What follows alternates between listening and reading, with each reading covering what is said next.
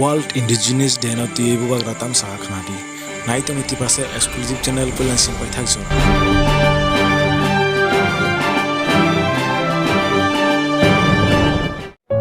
World Indigenous Day के लिए I would like to wish all the people who are in Tripura, the Tiprasa community, the Mok community, the Chakma community, everyone. I would like to wish them a happy World Indigenous Day.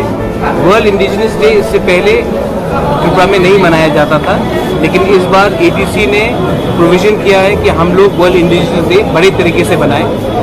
ये indigenous day एक बड़ा message है। आप जानते हैं कि हमारा यहाँ में स्थिति बहुत खराब है।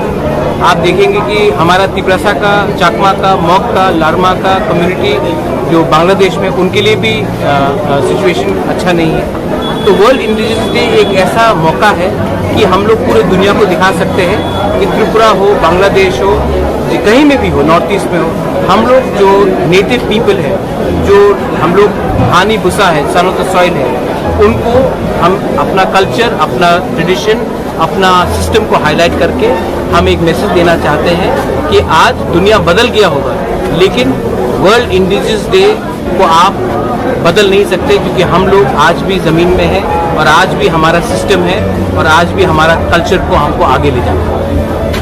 Thank you.